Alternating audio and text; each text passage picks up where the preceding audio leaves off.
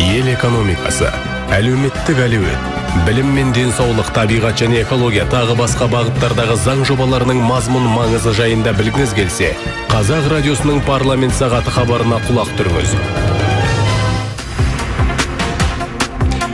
Кеш жарық ардақты ағайын, сіздер парламент сағаты хабарын тыңдап отырсыздар. Студияда журналист Алмаз Байдрахман. Соңғы вақыттарда елімізде үлкен саяси қоғамдық өзгерістер болып жатыр. Оны бәріміз жақсы білеміз. Жақында ғана үлкен саяси науқан, сайлауды өткіздік. Сайлаудың нәтижесінде қазіргі спасындағы президент Қасым-Жомарт Тоқаев халықтың сенімін арқалап, жоғары пайыздық дауыс жинап, қазір енді президент болып қайта сайланып жатыр. Енді ертең ресми салтанатты рәсім инаугурациясы өтеді. Жақсы сайлауды өткіздік. Енді сайлаудан кейін елімізде не болу керек, қандай өзгеріс жасау керек, мәселе осында. Сондықтан да біз дәл осы тақырыпта одан әрі талқылау үшін студияға қонағымызды шақырып отырмыз. Парламент мәжілісінің депутаты Жұлдыз Сүлейменова ханым. Қайырлы кеш, сәлеметсіздер ме? Қош келдіңіз студиямызға. Көп рахмет. Уақыт бөлгеніңіз үшін көп рахмет айтамыз. Рахмет. Жұлдыз Досбергенқызы, енді үлкен сайлау науқаны өтті. Өзіңіз енді Қасым-Жомарт Тоқаевтың сенімді өкілі ретінде штабта көп жұмыс жасадыңыз, халықтармен жүздестіңіздер. Арнайы сайлау алды бағдарламаны ұсындыңыздар. Енді осыған орай жалпы сайлау алды бағдарламада не айтылды? Болашақта сайлаудан кейін нақты қандай өзгерістер біз күте аламыз? Негізі, барлық Қасым-Жомарт Кемелұлы Тоқаевтың жақтастарын, жалпы мемлекет басшысын, сенімді халықтың үлкен мынандай сенім білдірген жаңа мандатымен шын жүректен құттықтағым келеді. Өйткені бұл өте шешуші. Біздің жалпы тәуелсіз Қазақстанның даму тарихындағы мына кезең, қазіргі қадам басып жатқан әділетті Қазақстан құрамыз, әділетті мемлекет орнатамыз, әділетті экономика мен әділетті қоғамды дамытамыз деген осындай принциптер, жалпы түпкілікті әділетті адам боламыз деген сол принципке саят. Сол біздің тарихымыздағы ең шешуші бетбұрысты кезеңге қадам басып жатырмыз. Осы қадамның жалпы барлығын құттықтағым келеді және осы қадам баянды болсын деп айтқым келеді. Мен мемлекет басшысының сенімді өкілі ретінде Ақтөбе облысы, Атырау облысы, Маңғыстау облысы және Алматы қаласында халықпен кездестім. Сол кезде біздің кандидатымыз Қасым-Жомарт Кемелұлы Тоқаевтың сайлау алды бағдарламасын талқыладық. Біз көп балалы аналармен де, қоғамның ең белсенді топ өкілдерімен де, IT саласының жас мамандарымен, мұғалімдеріміз, балабақшаның қызметкерлері, кітапханашылар, ғалымдар, көптеген еңбек ұжымдарымен кездестік. Қазіргі таңда халық оянды. Халықты әр нәрсені өтірік ұранды нәрселермен, немесе шын мәнінде көзге көрінбейтін дүниелерді айтып алдаудың қажеті жоқ. Бүгінгі таңда халық оянды, әлеуметтік желілерге қолжетімді, ақпарат лезде тарайды, шын ақпараты бар, жалған ақпараты бар. Сондықтан да халықтың барлығы соның бәрін бағып қарап отырады. Бүгінгі таңда халық не үшін дауыс берді деген сұраққа жауап беретін болсақ, әділетті Қазақстан құруға деген халықтың үлкен сенімі бар. Халықтың өзінің сенімі бар. Өйткені конституциялық реформадан кейін мына жердің байлығы халыққа тиесілі деген жақсы осындай халықтың көкейінде жүрген бап конституцияға енгізген болатын. Бұдан бөлек инвестициялық мына кірістің барлығы жас балаларымызға деген кәдімгі инициатива айтылды. Осының барлығы халықтың қолдауына, яғни әділетті Қазақстанға құруға халықтың сенімінің үлкен екендігін көрсетеді және ол мәселені халық өзі де атсалысып шешкісі келеді. Мен соны көрдім. Үлкен мәселе әрине білімге келетін болсақ, біз сапалы білімге қолжетімділікті қамтамасыз ету, ауыл мен қала арасындағы білімнің теңсіздігін жою, білімдегі әділеттілікті орнату мәселелері орын алды. Сонымен қатар бұдан ерте жастан, мысалы бала дүниеге келгеннен кейін балаға деген күтімді 1,5 жасқа дейін көбейтті. Сол күтімге бөлінетін әлеуметтік төлемді және анасына осындай 1,5 жасқа дейін көбейтті. Бұдан бөлек 2 жастан 6 жасқа дейін мектепке дейінгі біліммен, сапалы мектепке дейінгі біліммен қамтамасыз етуді кәдімгі міндет ретінде қойды. Балалар біздің ұлттық генофондымыз, яғни балалардың білімі мен тәрбиесі бұл мемлекеттік міндет деп айтып көрсетті. Осының барлығы мемлекет өзінің стратегиялық дамуының негізгі фактор ретінде осы балаларымыздың, бүлдіршіндеріміздің болашағы қалай болады, соған алаңдаушылық танытып отырғандығы халыққа ұнады. Үлкен мәселе әлеуметтік мәселе. Қазіргі таңда мына инвестициялық кірістің жалпы бөлігі халыққа төленуі, яғни бұл әлеуметтік салаға мәжбүрлі түрде төлемдер жасау емес, азаматтарымыздың ендігі дамуына инвестиция салу деген жаңа бағыттағы мына концептуалды шешімдерді халық қуана қарсы алды. Енді үлкен нәрсе айту керек, біз ол жерде мысалы 1.500.000 қолайлы оқушы орнын жасау, сонымен қатар 7.000 пәндік химияның, биологияның, физиканың, робототехниканың, математиканың кабинеттерін ашу, сонымен қатар мұғалімдеріміздің біліктілігін арттыру, осындай сынды көптеген 50 балалардың сауықтыру лагерін салу, 100-ден астам оқушылар сарайы, спорт секциялары, сондай үлкен инфрақұрылымдық шешілмей келе жатқан мәселелердің кәдімгі цифрлық тұрғыдан, сандық тұрғыдан, сонымен қатар жалпы көрініс тауып шешілуі, бұл әрине көңілге қонымды. Мен үшін үлкен нәрсе, бұл әрине жыл сайын 1000 мектептің күрделі жөндеуі. Міне осындай салада, білім саласында да, медицина саласында да, әлеуметтік салада көп үлкен мәселелер айтылды. Халықтың бәрі бұны сеніммен күтіп отыр. Ендігі кезек ол барша халықтың, оның ішінде президенттен бастап, мысалы, үкімет мүшелерінің, біз де депутаттық корпус, бәріміз осы халықтың сенімінің үдесінен шығу. Біз қандай уәде бердік, соны бұлжытпай, сапалы негізде толыққанды орындауға атсалысу. Шынымен айтсақ, бүгінгі кезең еліміз үшін үлкен сынақ кезең деп айтсақ болады. Неге? Себебі халықтың сенімі деген, билікке деген сенімі қанша жерден болды деген күннің өзінде әлі де нақты бір ұстанымды айту қиын. Неге? Себебі бұл, жаңа айтып жатырмыз ғой, халықтың сенімімен қоса, бұл үлкен халықтың үмітінің шоғы деп айтсақ болады. Жаңа сіз қаншама цифрларды айтып жатсыз. Енді президент айтты, бірақ енді оның іске асу механизмі, жаңағы айтып жатқан үлкен жасалуы тиіс дүниелерді іске асыруда әрине ол мемлекеттік аппараттың рөлі үлкен болу керек. Осы бағытта нақты қандай да бір механизмдер бар ма бізде? Жаңа айтылған сөз атылған оқ болатындай. Енді жаңа сіздің сөзіңізді ары қарай сабақтайтын болсақ, мысалы сайлауға келмей қалған азаматтарымыз бар.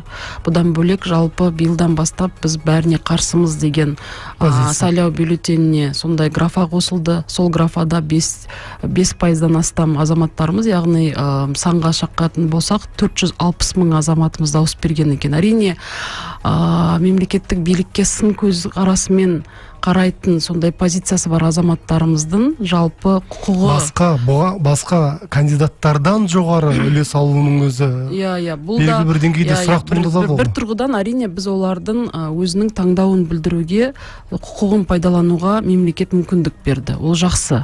Ал ендігі мемлекеттік аппараттың баршамыздың негізгі келесі міндетіміз осы азаматтармен жұмыс жасау. Олар неге қарсы? Олар жалпы осы сайлауалды бағдарламасының қай бөлігіне көңілі толмайды, жалпы мемлекетіміздегі қай дүниеге қаншалықты протесттік дүние бар екендігін біз терең зерттеуіміз керек. Оған бізде уақыт жоқ, біз аз уақыттың ішінде зерттеп, мүмкіндігінше осы кісілермен жұмыс жасап, олардың сенімнен кеткен үлесін бетін бер қаратуға бүкіл мемлекеттік аппарат бәріміз жұмылып соған жұмыс жасауымыз керек. Бұл негізгі менің ойымша алдағы уақыттағы парламенттік сайлауға түсетін саяси партиялардың алдағы уақыттағы негізгі міндеті деп ойлаймын. Ал жалпы мемлекеттік аппаратқа үлкен реформалар қажет. Мемлекет басшысы оны өзінің сайлауалды бағдарламасында кезінде айтты. Жалпы мемлекеттік аппарат бүгінгі таңда бюрократиялық барлық үдерістерден арылу керек.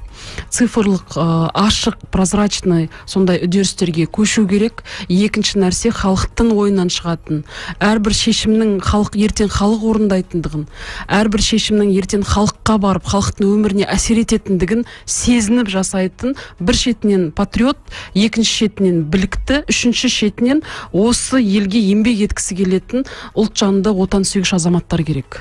Былай қарап отырсаң, халықтың жалпы сенімі болсын, халықтың арасындағы бірлік болсын, жоқ деп айта алмаймыз. Бар. Біз оны қайдан көрдік? Біз оны кеше Арыстағы жағдайда көрдік. Біз оны кеше өрт жағдайында көрдік. Біз оны су тасыған кезде көрдік. Халық бір-бірімен біріге алатыны және билікпен иық тіресе отырып кез келген қиыншылықты жеңуге дайын екендігін көрдік.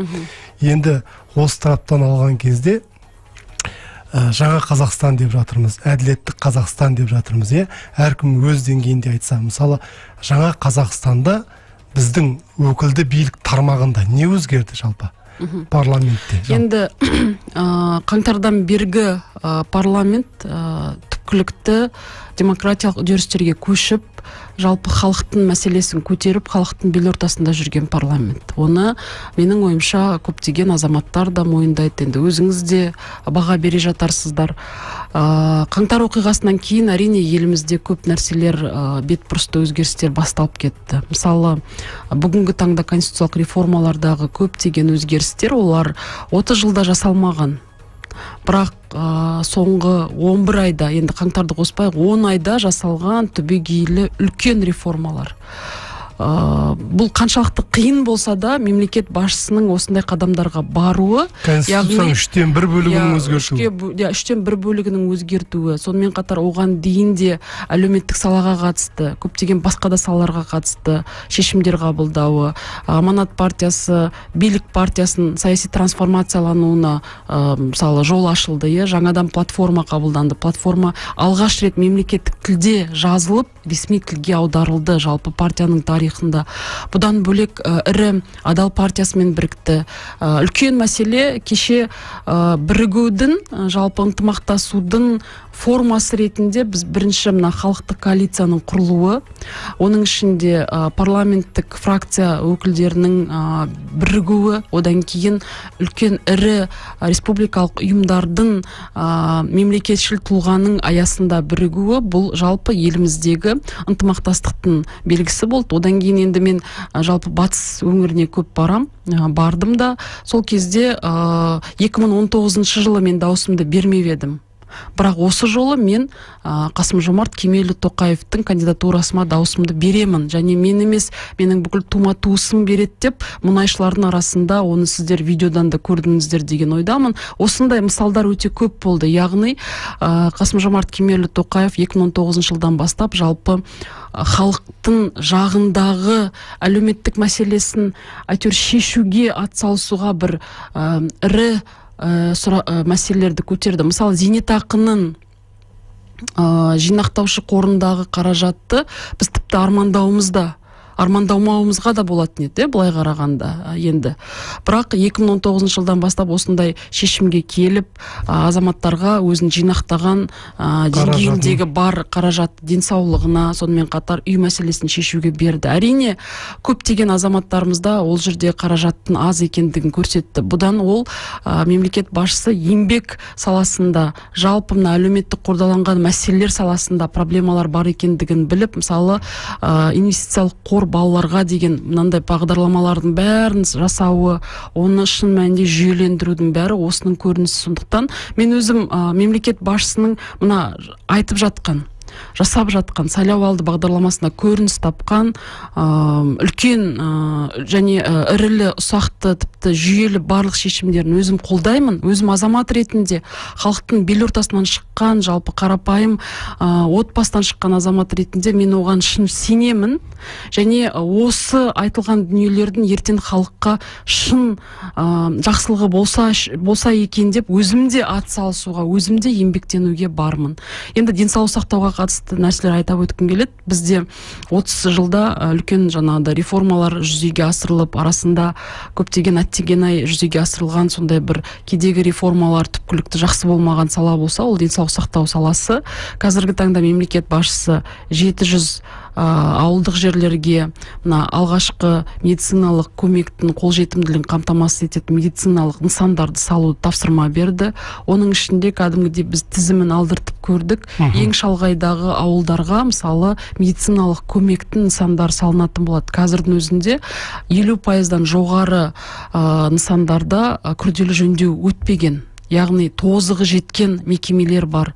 Сонымен қатар медициналық техника, медициналық технология, медициналық инженерия дамымай қалған елімізде. Соған қатысты да мемлекет басшысының нақты өзінің бір жүйелі жоспары бар. Үлкен мәселе медицина саласының дәрігерлердің абыройын, беделін көтеруге байланысты заң қабылдауға қатысты міндет қойылды. Бүгінгі таңда аталған заң мәжіліске кірді. Біз мәжілісте сол мәселелерді айналысып жатырмыз. Енді бүгінгі таңда мысалы жаңа Қазақстанның депутаты қандай болу керек? Жаңа Қазақстанның депутаты ол халықтың бел ортасында жүріп, халықтың барлық қордаланған сұрақтарына жауап іздеп, және ол сұрақтардың шешімін үкіметпен шешетін мәселе болу керек. Бірақ бұл үшін бізде ықпалды парламент және есеп беретін үкімет деген мемлекеттік деңгейдегі формула түбегейлі жұмыс жасау керек. Енді біз жайлап конституциялық реформалардың пакеттер жүзеге аса бастады. Өздеріңіз білесіздер, заңдарға қол қойылды, заңдар енгізіліп жатыр. Оның ішінде жаңа парламенттік сайлауда бізде мажоритарлық жүйемен партияға енбеген, бірақ халықтың өзінің сайлайтын азаматтары болады. Бұдан бөлек партияның да өзінің жалпы бүгінгі таңдағы көптеген партиялар өзінің трансформациясын жүзеге асыруда, сондықтан олар өзінің күн тәртібіндегі мәселелерін қайта қарайды. Әлеуметтік салада қордаланған мәселелердің шешімдері бүгінгі таңда халықтың бел ортасында жүргендіктен біз қай жерде проблема шешілмей жатыр, оны қалай шешуге болады, шешудің жолдарын іздестіріп, механизмдердің бәрін ойластырып, бұл да ертең партиялардың бәсекелестікке түскен кездегі олардың сайлауалды бағдарламасында көрініс табатыны айдан анық. Бұдан бөлек өздеріңіз білесіздер, мемлекет басшысы өзі мен бірде-бір партияда болмаймын, яғни мемлекет басшысы деңгейінде партиядан алыстаймын деді. Енді өздеріңіз білесіздер, кеше ғана күшіне енді облыс әкімдері, әкімнің орынбасарлары барлығы босатылды. Бұл нені көрсетеді? Бізде мемлекетімізде жалпы демократиялық үдерістерге нақты қадам басқандығын. Әрине өте қиын, өте күрделі. Біз бұдан бір жыл бұрын сіздің осы студияңызда талай сұхбат бердік қой. Сол кезде біз осындай бір жылдан кейін, 10 айдан кейін біздің мемлекетімізде осындай іргелі, күрделі өзгерістер болады дегенде, біз сол кезде сенбес едік, шын айту керек. Соның бәрі жүзеге асырылып жатыр. Сондықтан да менің ойымша енді бізге тоқтамай басталған үдерістерді одан әрі жалғастыруымыз қажет. Енді бір нәрсе атап өткім келеді, бұның барлығы тек қана мемлекет басшысына байланысты емес, бұның барлығы түгел қоғамға байланысты. Біз қоғам болып өзгеруіміз керек. Біз қоғам болып жемқорлыққа қарсы болуымыз керек. Біз қоғам болып бюрократияландыруға қарсы болуымыз керек. Біз қоғам болып бір-бірімізге қол ұшын созуға дайын болуымыз керек. Қоғам болып әділеттілікті іздеуге және әрқайсымыз өзімізден әділеттілікті бастауға біз дайын болуымыз керек. Президент әу бастағы айтты ғой, бізде жетістікке жетудің 3 тағаны деді. Жаңа өзіңіз де айтып өттіңіз.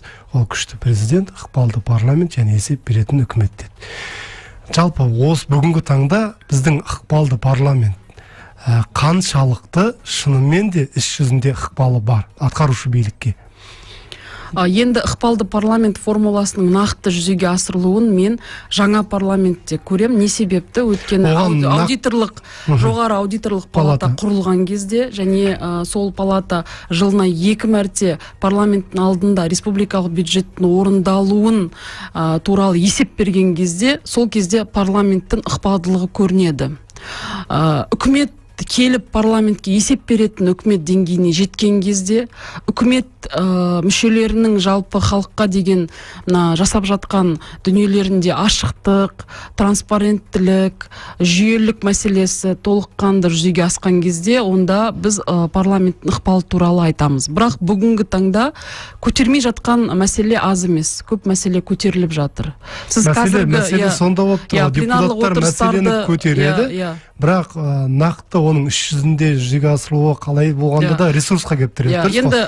Ресурс бізде билік, атқарушы билікте. Біз бір дүниені айтуымыз керек. Қазіргі таңда бізде депутаттың жалпы мандатына құрмет деген дүние, жаңа спикерге көптен көп рахмет. Шын айтқанда, біздің пікірімізге құрметпен қарау, жалпы депутатқа сенім арту мәселесіне бізге үлкен сенім болды. Осы менің барлық әріптестерімнен сұрасаңыз да болады. Ақпан айынан бастап біз жаңа заңдарға бастамашылдық көтеруде, жаңа инициативаларды қолға алуда, жаңа Қазақстан депутаттық тобын құру арқылы, сол депутаттық топ арқылы да көп мәселелерде жаңа нормаларды енгізуде біз белсенділік танытудамыз. Халықтың бел ортасында болдық. Біз ең көп кездесулер осы ақпан айы мен қараша айында, тіпті сайлауға дейін де, конституциялық реформаға дейін де, бізде су тасқыны болған кезде, оның алдында қаңтар оқиғасынан кейін біздегі бірқатар депутаттар тіпті жаңағыдай ата-аналармен, мысалы жазаланып жатқан отбасылармен, соның бәрімен кездесті. Одан кейін біз үлкен үкімет сағатын өткіздік, күштік органдарды шақырып. Одан бөлек өздеріңіз білесіздер, кешегі Әулиекөлдегі жаңағы өрт кезінде де депутаттар тарапынан да барып волонтерлық танытып осы жерде жұмыс жасады. Сондықтан да белсенділік тұрғысынан, азаматтық жанашырлық тұрғысынан көтеретін мәселелерді аяғына дейін жеткізіп шешу мәселесінде жауапкершілік те, жауапкершілік еңбек те депутаттардың корпусында бар. Біз халықтың ортасында жүргеннен оны көріп жатырмыз. Бірақ енді үкімет тарапынан бізде ол нәрсені көреміз. Біздің сұрағым келіп отырған мына нәрсе, шынымен де қай жерде қандай да бір дүмпу болсын, қай жерде қандай да бір мәселе болсын, проблема болсын, сол жерден біз депутатты көреміз. Алғы шепте депутатты көреміз. Бірақ қолында ресурс бар, ол мүмкіндігі, сол жағдайды шешуге тікелей әсер ететін біз үкіметтің, биліктің өкілін көре алмаймыз. Енді жаңа Қазақстандағы, әділетті Қазақстандағы мемлекеттік аппараттың ендігі өзгерісі осындай қандай да бір халықтың арасынан мәселе көтерілсе, біз үкіметтің мүшесі. Ол жерде шешім қабылдауға толық саяси негізі бар, саяси қызметтің иесі, премьер-министр, вице-министр, департамент директорларын көруіміз қажет. Біз соған келуіміз қажет. Оны сұрау үшін, менің ойымша, жаңадан парламенттік сайлаудағы, жаңа парламенттік неде осы құзыреттілік болады деген ойдамын. Біз енді қазірдің өзінде шақырып, үкіметтің өкілдерін шақырып, кейбір депутаттық сауалдарға дұрыс жауап бермеген кезде, соңғы практикада біз сол үкімет мүшесін шақырып алып, өзіміз қайтадан сол сауалды қоюды енгіздік. Содан бері біздің сауалдарымызға бұрынғыдай атүсті салғырт жауап бермейтін болды. Қазірдің кез келген сіз соңғы 3 айдағы сауалдардың жауабын алып қарайтын болсаңыз, ол жерде аналитикалық сараптама бар, ол жерде біздің ұсыныстарымызды қабылдау және орындау тетіктері барынша көрсетілген. Егер бұған дейін біз оны жасап қойдық деп салғырт қайтара салмайды, өткен түсінеді. Егер дұрыс жауап бермесе, онда депутаттар шақырып алып, мына жауап бермеген дүниенің одан сайын сұрақ қоятындығын біледі. Сондықтан да бұл тетіктерді әрі қарай жалғастыра беру керек. Жақсы. Еліміздің дамуы үшін соңғы уақытта біз енді президенттің бастамасымен саяси реформалардың 3 пакетін қабылдап, 5 маусымда жалпы халықтық референдумда құқықтық негіз болатын ары қарай да конституциялық реформаларды қабылдадық. Соны негізге алу, осы кезде парламент үлкен жұмыс атқарды. Яғни 5 қарашада президент жариялы түрде осы 6 бірдей конституциялық заңға қол қойды. Енді осы заңдардың болашақта біздің еліміз үшін нақты не беретін жөнінде қысқаша тоқталып өтсек. Енді ол жерде жалпы мына құқықтық мемлекет құрудың негіздеріне арналған заңдар болды. Өзіңіз білесіз, мысалы конституциялық кеңес, конституциялық сот болып құрылды. Мен сол заң жобасы талқыланған кезде жұмыс тобында болдым. Жалпы конституциялық сотқа қандай судьялар тағайындалады, олардың репутациясы қандай болу керек, жалпы оларға қойылатын талаптар қандай. Біз дәл осы сұрақты кәдімгідей бірнеше жұмыс тобында талқыладық. Ортақ ойға келу, ортақ пікірге келу өте қиын болды.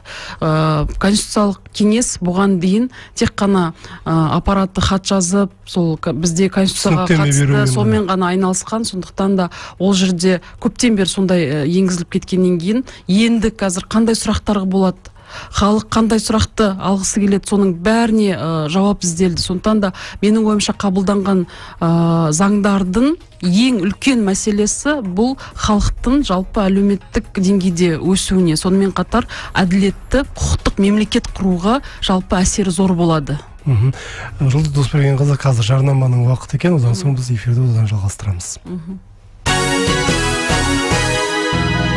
Қазақ радиосында жарнама. Сізде автонесие бар ма? Сіз ол бойынша төлемді азырақ төлей аласыз. Автонесие бойынша төлемді Береке банкпен бірге қысқартыңыз. Ақылмен төлеңіз. Аз мөлшерлемемен төлеп, өміріңізді жеңілдетіңіз. Толығырақ ақпарат алу үшін 50-30 нөміріне хабарласыңыз. Қазақ радиосының жарнама қызметі 757-299. Астана қаласының коды 717-2. Ардақты ағайын, біз эфирімізді одан жалғастырамыз. Студиямыздың қонағы парламент мәжілісінің депутаты Жұлдыз Сүлейменова.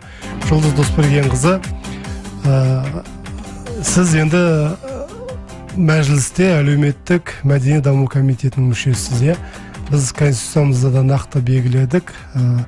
Қазақстан өзін әлеуметтік мемлекет ретінде таниды дедік.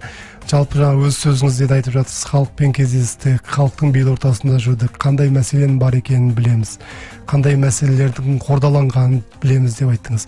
Енді осы тұста халықтың әлеуметтік жағдайына қатысты бүгінгі таңда біз білеміз, әлеуметтік кодекстің мүлдем жаңа дүниесі тұрған, осы бағытта нақты қандай жұмыстар жасалынып жатыр? Осыған тоқталып өтсеңіз. Енді әлеуметтік кодекс әлі бізге кірген жоқ, бірақ біз 5 желтоқсанда бұйыртса осы әлеуметтік кодексті тағы да үкімет мүшелерімен талқылауды жоспарлап отырмыз. Оған дейін 2 рет ол кезде бірінші министр Шапкенов болған кезде біздің комитетке арнайы келіп, жалпы осы әлеуметтік кодекстің негізгі жоспарымен, бағытымен таныстырды. Одан кейін жаңадан қайтып осы министр болып тағайындалғаннан кейін Дүйсенова Тамара ханым келіп, ол кісі де бізге осы әлеуметтік кодексті таныстырды. Әрине, жеке өз басым әлеуметтік кодексқа үлкен үміт артамын. Әлеуметтік кодекс бүгінгі таңдағы біздің елде қордаланған көп проблемаларды шеше екен деп ойлаймын. Ең бірінші мәселе әлеуметтік кодекста білімдегі кедейшілік проблемасы деген дүниені түбірімен шешуге атсалысу қажет. Біз бұл тақырыпты көп қозғамаймыз, білімдегі кедейшілік бар. Кез келген бізде қазіргі таңда атаулы әлеуметтік көмек алатын отбасыларда мектеп жасындағы, мектепке дейінгі балабақша жасындағы, колледж немесе студенттер санатындағы балалар өсіп келеді. Олар біздің мемлекетіміздің азаматтары. Ертең оларда біздің осындай шешімге, сайлауға қатысатын азаматтар. Сондықтан олардың интеллектуалды дамуы, олардың денсаулығы, олардың жалпы құқықтық әлеуметтік дамуының барлығы осы әлеуметтік кодекста көрініс табу керек еді. Енді мен ойлағандай қазіргі таңда мен ол ұсыныстарды көріп жатқан жоқпын, бірақ министрмен біз алдағы уақытта бұны талқылап шешеміз деген ойдамын. Менің негізгі ұсынысым мына атаулы әлеуметтік көмек алатын балаларды жалпы репетиторлық орталықтар үшін қосымша ақы қарастырып, олардың білімнің сапалы алуына толыққанды жағдай жасау. Репетиторлық орталық арқылы бола ма, немесе біз мұғалімдерімізге тағы да қосымша сағат бөлеміз бе? Осындай әлеуметтік осал топтағы жастардың сапалы білім алуын біз қарастыруымыз қажет. Бұндағы негізгі мақсат жалпы мына бізде қазір колледжде негізі гранттар бөлініп жатыр. Соның ішінде колледжге грант бөліп, немесе жақсы білімге деген құштарлығы, инженерлік техникалық мамандықтарды игеруге қабілеті жоғары болса, онда оларды сол инженерлік техникалық мамандықтарға бағыттап, қазіргі таңда бізде қандай бәсекеге қабілетті мамандықтар бар, стипендиясы жоғары қандай мамандықтар бар, соған бағыттап оқуға түсіру. Сол жерден кейін оларды кәдімгі жетелеп жүріп, жақсы біздің компанияларға жұмысқа тұрғызу. Жақсы компанияларға жұмысқа тұрғызу үшін оларда дұрыс білім керек, мықты құзыреттіліктер керек, мықты сондай дамыған қазіргі заманауи дағдылар керек. Оның бәрін жетелеп біз өзіміз үйретпесек, олар қала береді. Көпшілігі ауылдық жердегі балалар ғой, ауылдағы білімнің сапасының төмен екендігін бәріміз білеміз. Сондықтан олар ренжулі. Олар өздері дұрыс білім ала алмағаннан кейін еңбек нарығында өзін таба алмайды. Еңбек нарығында таба алмағаннан кейін олар қаңтар оқиғасы енді бізге бұл сабақ болу керек. Сол тұрғыдан мен әлеуметтік кодексті бәрібір де осы тұрғыдан салғырттық танытпай қайта қарауымыз қажет деген ойдамын.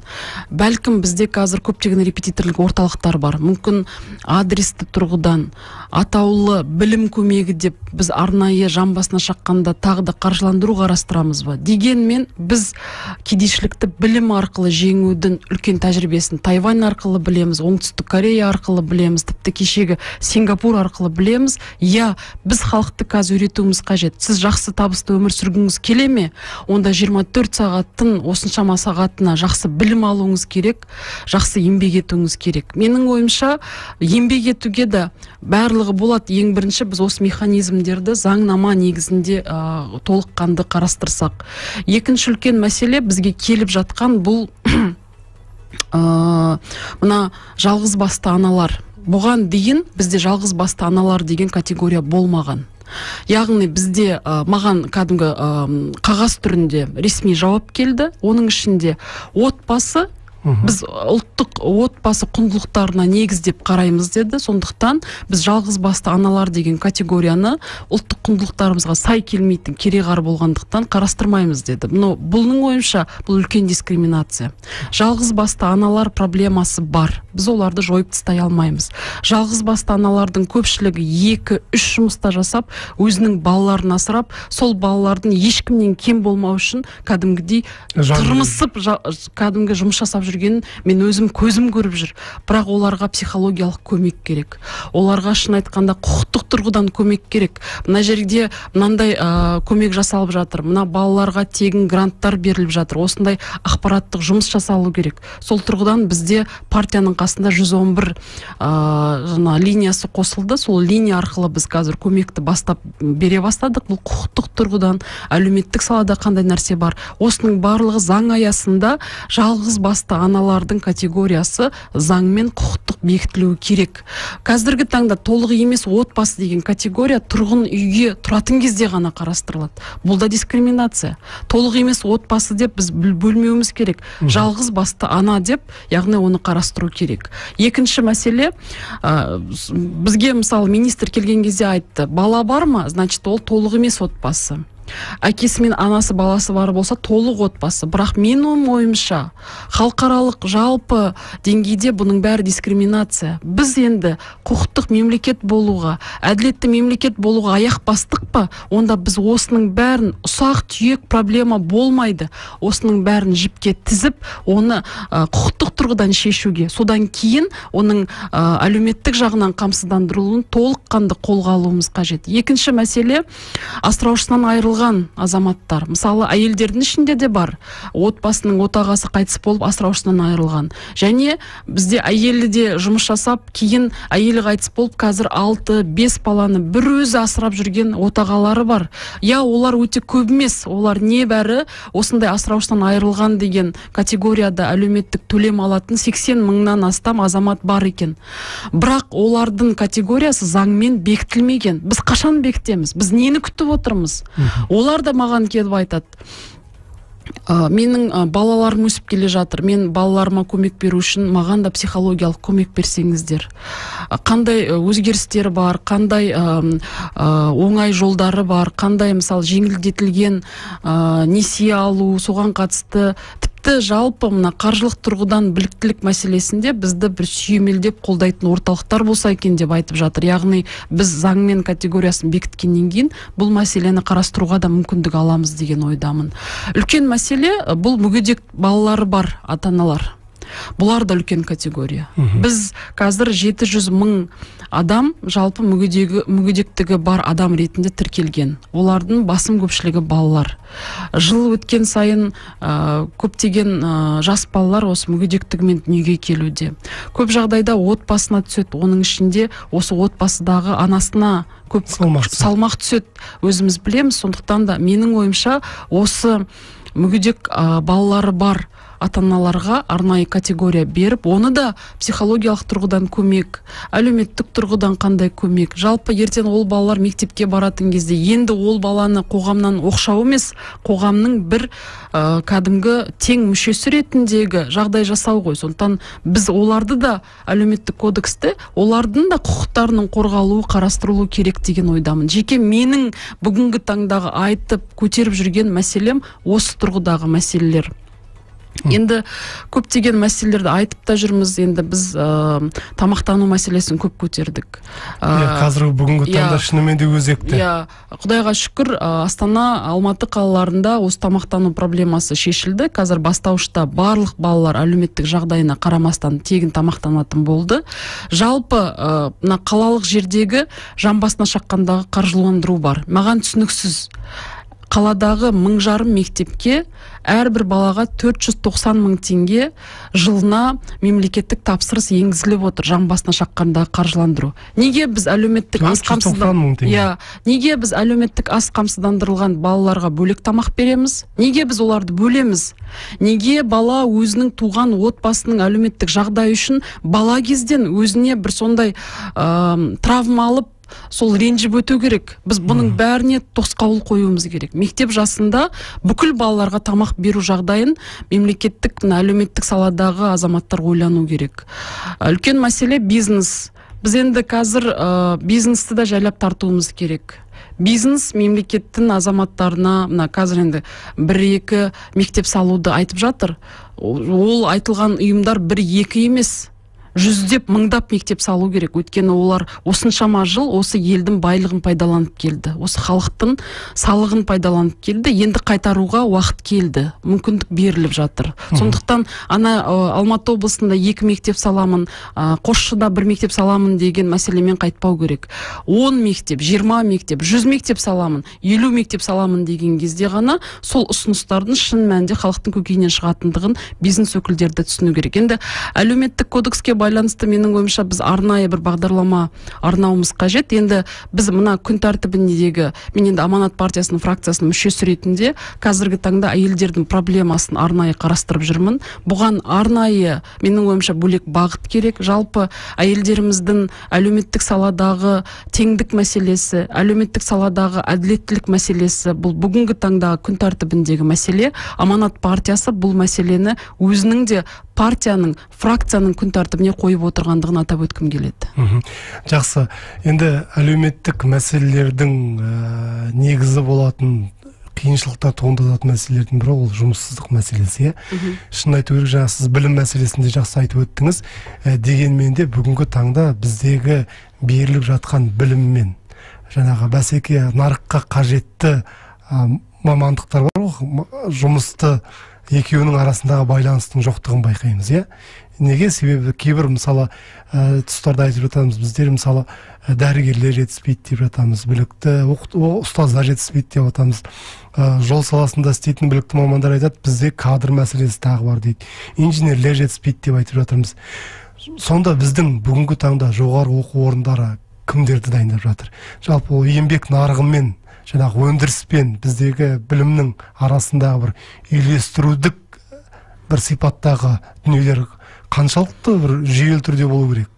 Енді еңбек нарығын сараптауға қатысты менің де көңілім толмайтын кезеңдер бар.